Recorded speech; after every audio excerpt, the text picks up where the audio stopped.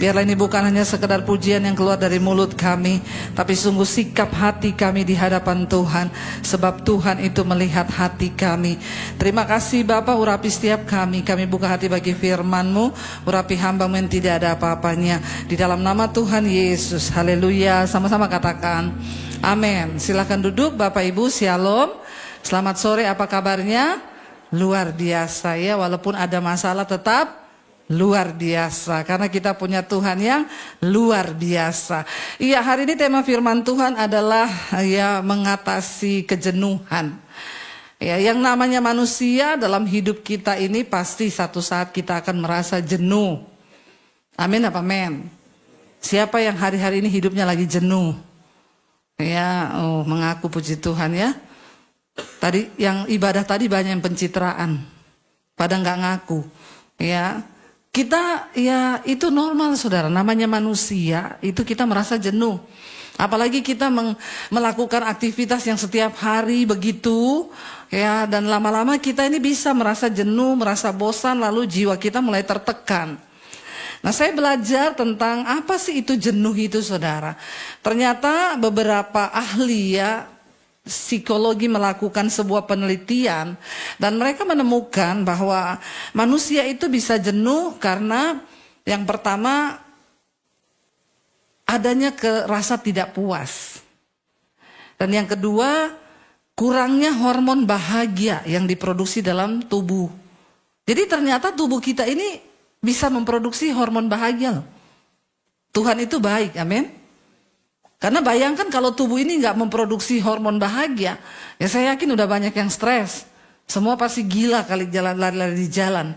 Tapi karena Tuhan baik, Dia itu memberi kepada manusia itu yang namanya hormon bahagia saudara. Nah, hormon-hormon bahagia itu adalah salah satu ya zat kimia yang bekerja dan dihasilkan di otak ya manusia. Ya, dan saudara bisa belajar lebih jauh kalau saudara pengen belajar tentang hormon bahagia itu apa. Ada yang namanya dopamin, serotonin, endorfin, dan itu zat-zat banyak terdapat di dalam ya kayak narkoba, obat yang biasa morfin ya. Kenapa orang itu kalau pakai morfin rasanya tenang? Ya, orang itu kalau disuntik narkoba itu rasanya melayang. Dia lupa masalahnya, ya dia lupa utangnya, ya, lupa istri, kalau yang stres dengan istri, yang jenuh dengan istri, ya, orang mencoba melarikan diri karena memang ya zat-zat itu bisa menghasilkan hal-hal yang bisa membuat manusia itu rasanya happy, tetapi itu semua kan tipuan saudara. Ya, nah Tuhan itu menciptakan hormon bahagia dalam diri manusia dan itu bisa keluar sebenarnya, ya, dan para ahli psikolog itu memberikan tips untuk bagaimana kita bisa memproduksi hormon bahagia dalam diri kita yang dari luar nih, yang sifatnya eksternal. Misalnya dengan berolahraga. Ternyata olahraga itu bisa memproduksi hormon bahagia dalam tubuh manusia. Ya.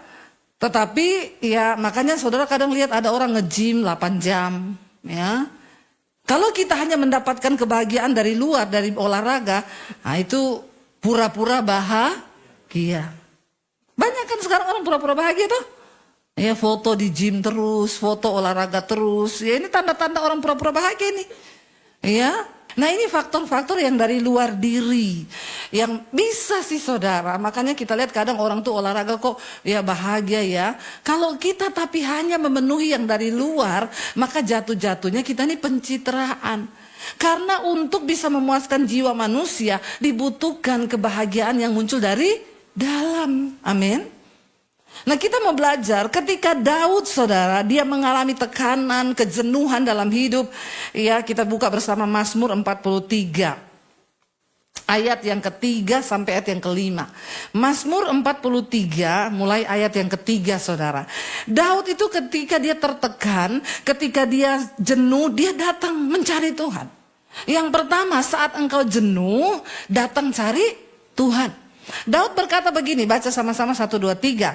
Suruhlah terangmu dan kesetiaanmu datang, supaya aku dituntun dan dibawa ke gunungmu yang kudus dan ke tempat kediamanmu.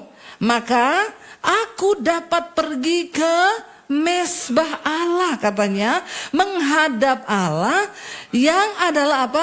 Sukacitaku dan kegembiraanku, dan bersyukur kepadamu dengan kecapi, ya Allah, ya Allahku. Sampai situ dulu.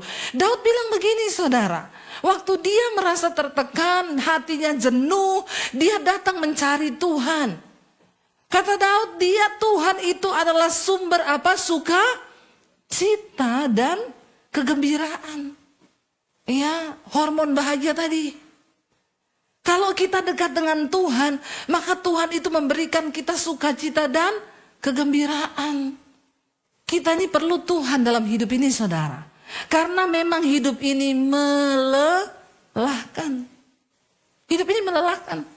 Mau saudara akui atau tidak, sebagai seorang hamba Tuhan atau jemaat, orang yang sungguh-sungguh dengan Tuhan atau tidak, semua kita akan mengalami masalah, bahkan satu saat akan mengalami yang namanya kejenuhan. Itu memang kita pengkhotbah berkata, aku melihat segala sesuatu yang diciptakan Tuhan di dunia ini hanya melelahkan diri manusia. Bayangkan kita kerja dari pagi sampai malam, yang anak-anak kuliah, ya sekolah. Ya kalau mau dipikir kata pengkhotbah semua itu kesia-siaan. Karena kita mati tidak bawa apapun juga. Tapi kan kita hidup ini harus makan toh. Harus cari uang. Karena kita bilang orang yang nggak kerja tidak boleh makan. Kita bekerja untuk cari uang. Bekerjalah supaya kau dapat uang. Ya karena uang tidak dibawa mati. Tapi uang dipakai untuk hidup. Orang kalau hidup nggak ada duit bikin masalah hidupnya. Bener nggak? Ya, kita punya anak, sudah menikah, udah punya anak, nggak punya uang. Orang tua yang susah kan, bahkan bisa menyusahkan orang lain. Akhirnya utang kanan kiri, nggak bayar. Satu saat kita jenuh dengan pekerjaan kita, tapi waktu kita jenuh, cari Tuhan. Dan katakan, Tuhan engkau sumber kegiranganku, engkau sumber sukacitaku. Ya. Kita bisa saudara olahraga menambah hormon bahagia. Tapi itu hanya bersifat dari luar. Yang dari dalam itu, waktu kita dekat dengan Tuhan dikatakan, Daud bilang, Tuhan sukacitaku dan dia kegembiraanku. Kalau kita sudah bersukacita dengan Tuhan, apa yang bisa membuat kita jenuh? Ya, waktu kita ini jenuh, kita bisa mengangkat pujian. Kita nyanyi memuji Tuhan, maka hadirat Tuhan turun, kita dikuatkan. Ya, kita akan mengalami yang namanya kejenuhan. Hidup ini melelahkan. Tapi kan kita nggak bisa pilih. Kita sudah ada di dunia. Kita harus melewati hidup ini. Harus menjalani hidup ini. Nggak bisa lari. Karena hidup ini adalah sebuah perjalanan, bukan pelarian. Ya, jangan lari. Hadapi hidup ini saudara. Ya, Daud bilang, aku akan pergi ke mesbahmu menghadap kepada Allah sebab dia sukacitaku dan kegembiraanku. Jangan kedugem, ya, jangan cari bahagia di dugem. Kau akan kecewa, ya, akan makin stres, makin parah. Tapi cari Tuhan yang pertama. Ya, alami Tuhan secara pribadi. Lalu Daud berkata begini, ayat yang kelima. Ya, ketika hatinya tertekan, ketika dia merasa jenuh, baca bersama, Daud berkata, mengapa engkau tertekan hai jiwaku, dan mengapa engkau gelisah di dalam diriku? Berharaplah kepada Allah, sebab aku bersyukur lagi kepadanya, penolongku dan Allahku.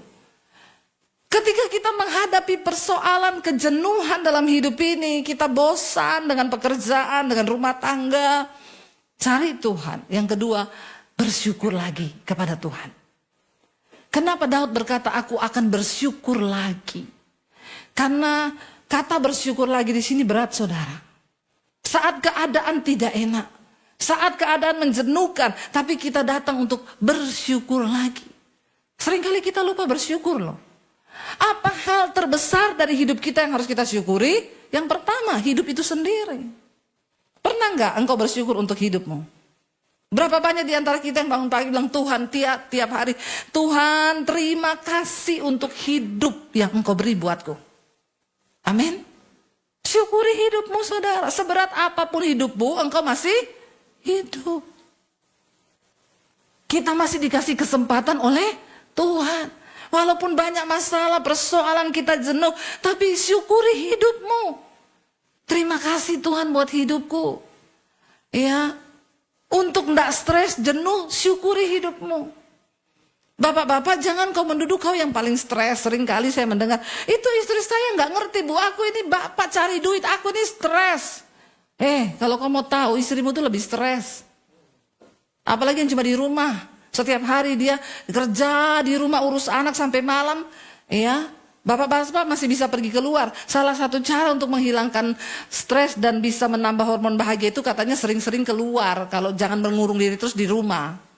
Orang kalau sudah jenuh mengurung diri, nggak mau ketemu siapa-siapa, makin stres kau. Bisa berakhir bunuh diri.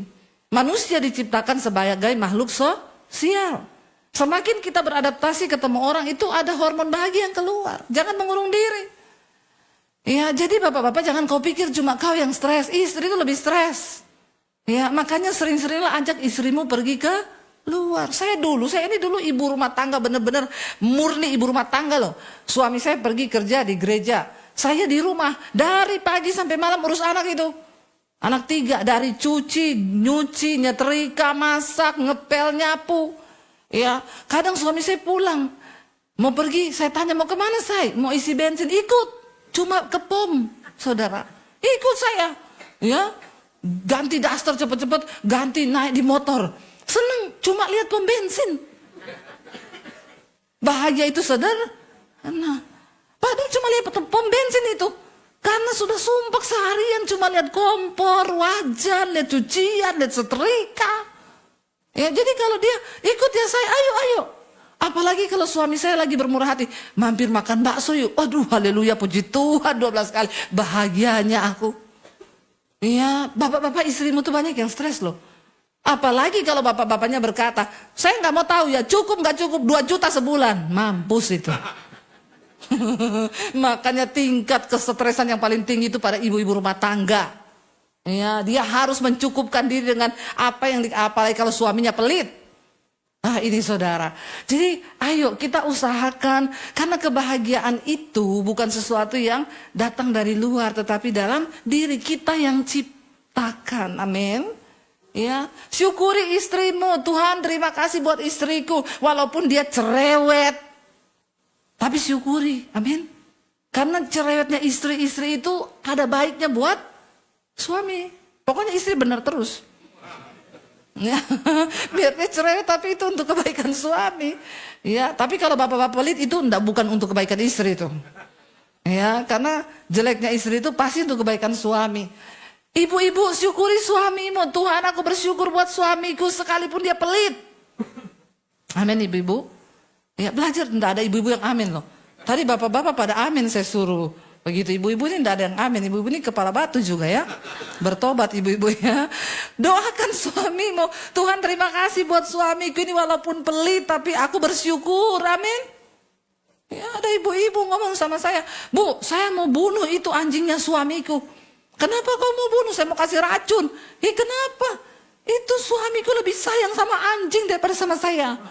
Tiap kali pulang kerja, nggak masuk rumah, belok kiri ke kandang dogi, mainan sama dogi setengah jam baru masuk rumah. Saya bilang ada yang salah loh bu. Daripada kau bunuh itu dogi, kau berdosa. Lebih baik kau belajar dari dogi itu.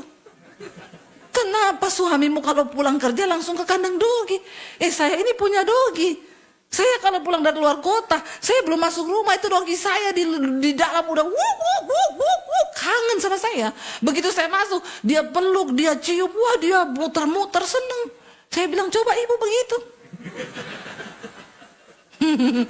Kalau suami pulang ciumi, peluk suamimu, berlakulah seperti dogi itu. Ya, sebelum dia belok kanan, ibu cegat dulu di depan pintu pagar tuh. Ya, maka suamimu pasti senang. Lagian ibu kalau suami pulang bukannya disambut, bawa uang gak? Lebih galak dari anjing galak ibu-ibu ini. Ya, saya bilang jangan kau bunuh itu dogi, kau berdosa ibu. Belajarlah dari dogi supaya bisa menciptakan bahagia saudara. Ya, Daud berkata, hai jiwaku, mengapa engkau tertekan gelisah dalam diriku? Berharaplah kepada Tuhan, sebab aku bersyukur lagi kepadanya. Kata bersyukur lagi ini berat, tapi Daud mau bersyukur. Syukuri anak-anakmu, ya. Sekalipun kadang mereka itu bikin kita ya sakit kepala, Tuhan terima kasih buat anak-anakku. Dan aku percaya masa depan mereka pasti Tuhan yang pegang kendali, amin. Coba saudara, kalau kau jenuh, berhenti sejenak. Kalau engkau jenuh, engkau bosan, Tuhan mau engkau berhenti sejenak untuk engkau mencari Tuhan. Ayo bangkitkan kembali semangatmu dengan hadirat Tuhan. Enggak ada satu orang pun di luar sana yang bisa membangkitkan semangatmu kecuali dirimu sendiri, saudara. Enggak ada orang di luar sana yang peduli dengan kau. Kita harus menolong diri kita sendiri. Datang cari Tuhan. Hanya Tuhan yang sanggup. Makanya di dalam Yesaya pasal yang ke-40 ayat 29 sampai 31 berkata begini. Yesaya 40 ayat 29 baca bersama. Dia memberi kekuatan kepada yang lelah dan menambah semangat kepada yang tiada berdaya. Tuhan itu memberi kekuatan kepada kita yang lelah, yang jenuh hari-hari ini. Jangan cari pelampiasan di tempat lain. Jangan main game kalau engkau stres. Cari Tuhan, amin. Ya, jangan dugem. Ya, jangan lakukan sesuatu yang lain yang sifatnya hanya datang dari luar, tapi cari Tuhan karena Tuhan memberi kekuatan dari dalam. Dan yang dari dalam itulah yang kekal, saudara. Dia berkata, dia memberi kekuatan kepada yang lemah, menambah semangat kepada yang tiada berdaya. Orang kalau sudah tidak semangat, susah. Makanya orang kalau sakit kanker, saudara, dokter lihat, di saat semangatnya drop, ini pasti cepat mati. Tapi separah apapun sakitnya, kalau dia masih semangat, masih ada harapan. Ya, siapa yang dapat memulihkan semangat kita? Tuhan yang bisa. Ya, semangat untuk apapun, untuk bekerja, untuk apapun, ya, untuk diet yang mau kurus, ya, perlu semangat juga loh. Kita ini kan semua tahu caranya kurus itu apa. Oh, enggak usah makan pagi, nanti siang. Saya tuh suka ketawa kalau suami buka-buka, ini loh saya. Kalau mau kurus itu enggak usah sarapan. Pagi makan telur, nanti olahraga, terus siang tok makan, nanti sore sudah stop. Saya bilang semua sudah tahu itu teori. Kita berdua tuh suka kata, semua tahu saya itu kalau kamu lakukan, udah kurus itu, sehari sekilo bisa. Kalau semangat melakukan, masalahnya ini semangat ini nih. Siapa yang bisa maju semangat selain diri kita sendiri? Ya, makanya saya kadang lihat suami saya itu kalau bangun pagi duduk sebentar terus gini, semangat, semangat, semangat, semangat. Ya dia memacu dirinya sendiri. Ya, sekarang treadmill saudara, makanya perutnya mulai hilang. Ya, sebenarnya mau kurus itu kan cuma dua, ya semangat olahraga sama jamu, jaga mulut. Ya, jamu itu jaga mulut, mulutnya dijaga tuh jangan semua dimakan saudara. Ya jadi kita berusaha, nah, firman Tuhan bilang cuma Tuhan yang bisa memberi semangat kepada yang tiada berdaya. Mungkin engkau udah gak semangat dengan rumah tanggamu hari ini. Kau jenuh dengan istrimu. Kau jenuh dengan keadaan. Perceraian bukanlah jalan terbaik. Minta sama Tuhan diberi kekuatan baru, dikasih semangat yang baru. Ayat berikutnya berkata begini. Orang-orang muda menjadi lelah dan lesu dan teruna-teruna jatuh tersandung. Hari-hari ini banyak anak-anak muda yang lelah, lesu saudara. Masih muda udah sakit-sakitan. Ya, anak-anak muda sekarang gak olahraga, olahraganya mereka tuh cuma jari gini, scroll terus. Ya, jadi banyak dari mereka itu yang hari-hari ini masih muda tapi udah jompo. Tulangnya sakit, ya ini sedikit udah. Lu bener saudara, ya handphone itu, internet itu membuat orang jompo. Karena kurang bergerak, udah gak bisa ngapa-ngapain. Ya di kamar seharian. Membunuh pelan-pelan loh. Makanya Alkitab tuh gak pernah salah. Orang-orang muda menjadi lelah. Lesu. Ya teruna-teruna bahkan jatuh tersandung. Tetapi ayat yang berikutnya 31. Baca sama-sama 1, 2, 3. Tetapi orang-orang yang menanti-nantikan Tuhan mendapat kekuatan baru. Mereka seumpama Raja Wali yang naik terbang dengan kekuatan sayapnya. Mereka berlari dan tidak menjadi lesu. Mereka berjalan dan tidak menjadi lelah. Ya, hari-hari ini banyak orang berjatuhan.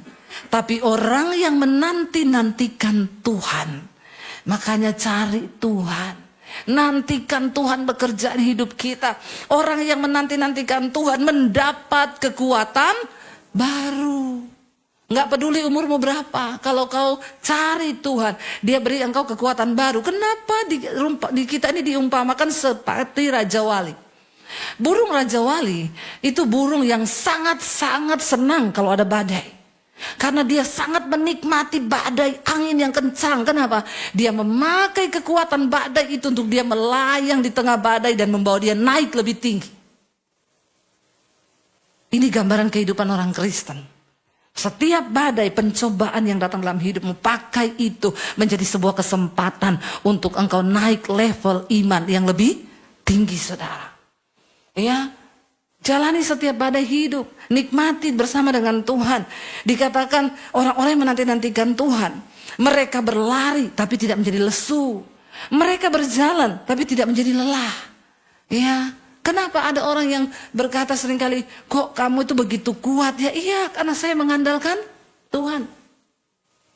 Hantaman persoalan yang seberat apapun, waktu kita menanti-nantikan Tuhan, firman ini berkata, kita ini diberi kekuatan, kita berlari tapi nggak lesu, kita berjalan tapi tidak lelah.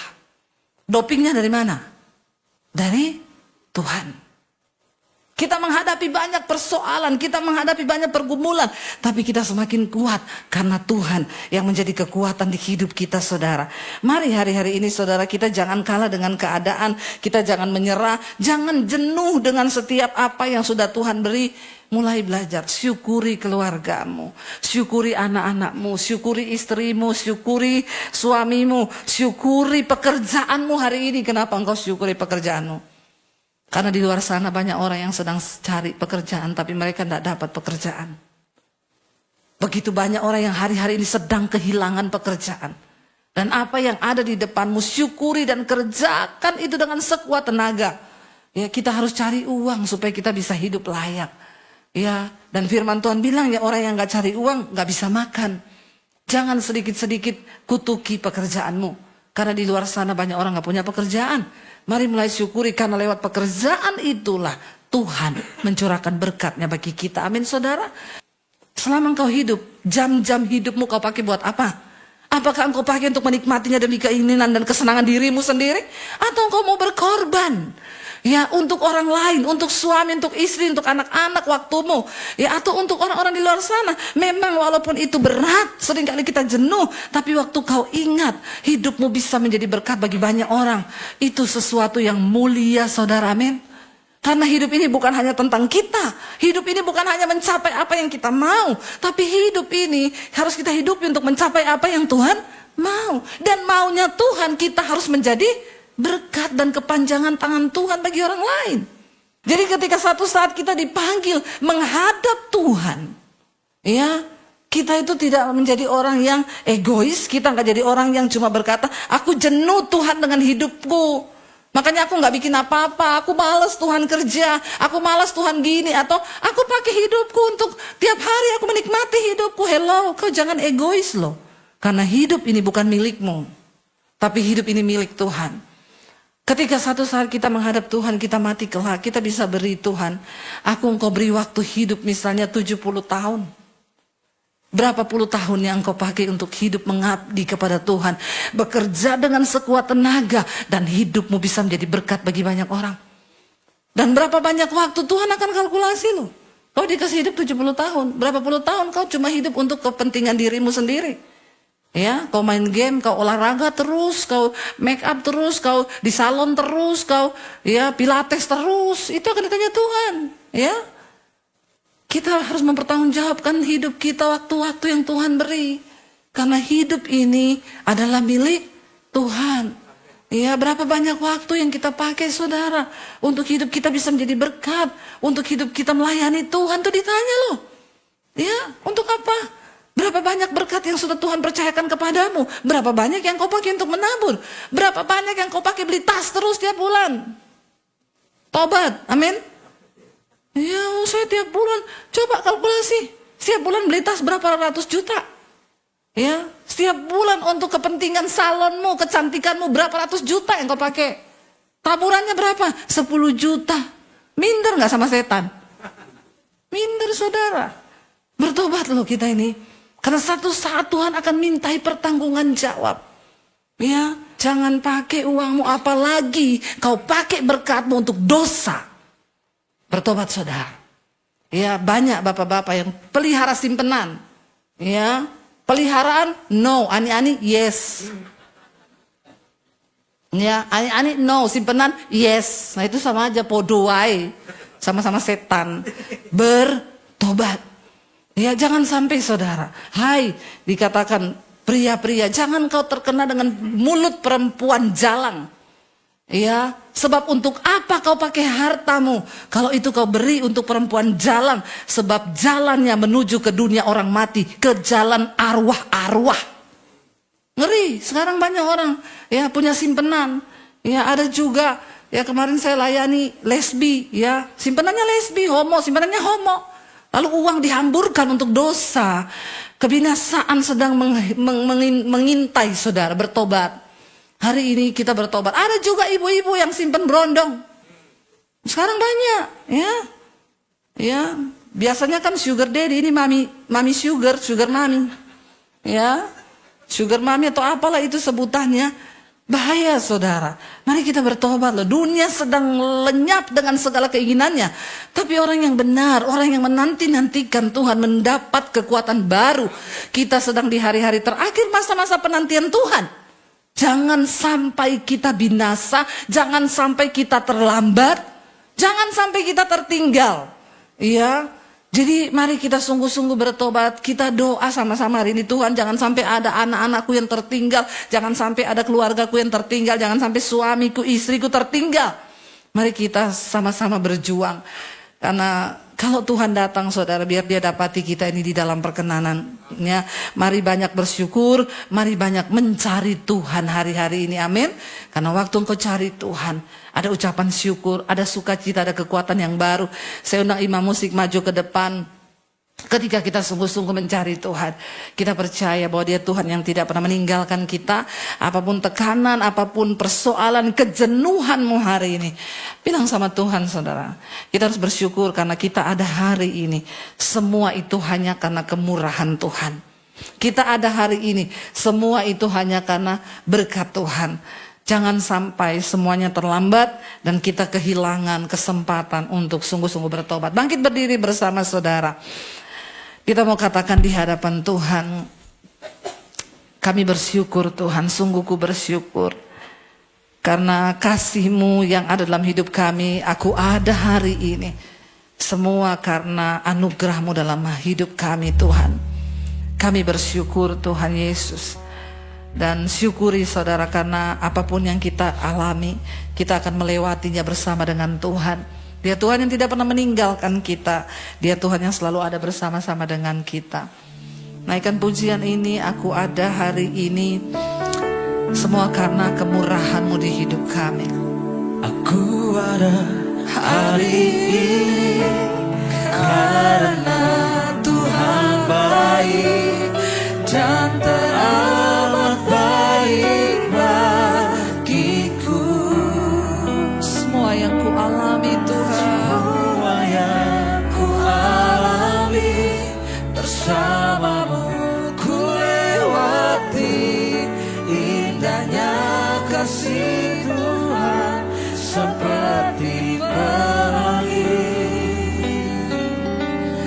Sehabis hujan,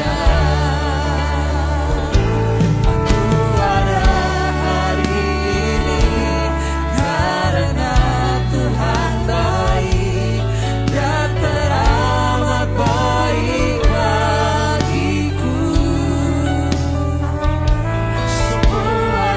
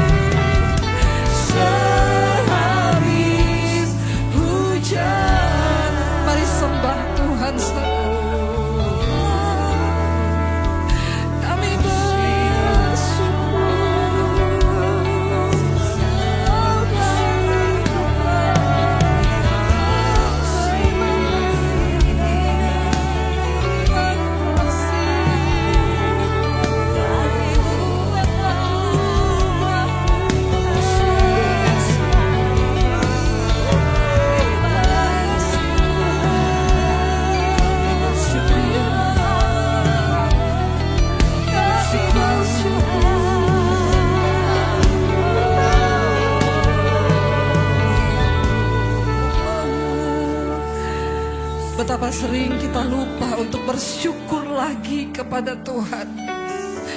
Bahwa kita ada hari ini, itu semua hanya karena anugerah Tuhan. Biar kita satu saat bisa berdiri di hadapan Tuhan kelak dan memberi pertanggungjawaban atas hidup kita, atas waktu-waktu yang kita pakai di hidup ini. Bila kita berkata, Tuhan, aku mau jadi berkat hidupku Tuhan. Aku mau maksimal dalam melakukan segala tugas pekerjaanku. Biar Tuhan disenangkan. Biar Engkau disenangkan lewat hidup kami Bapa. Kami bersyukur dan kami syukuri semua itu di hadapan Tuhan. Terimalah kiranya berkat, rahmat, anugerah dari Allah Bapa, cinta kasih dari Tuhan Yesus Kristus, penyertaan Allah Roh Kudus yang akan terus menyertai hidup kita mulai dari hari ini bahkan sampai kali yang kedua. Tuhan Yesus datang kembali, nama kita tercatat di dalam kitab kehidupan. Karena itu mari kita berkata di dalam nama Tuhan Yesus. Katakan bersama.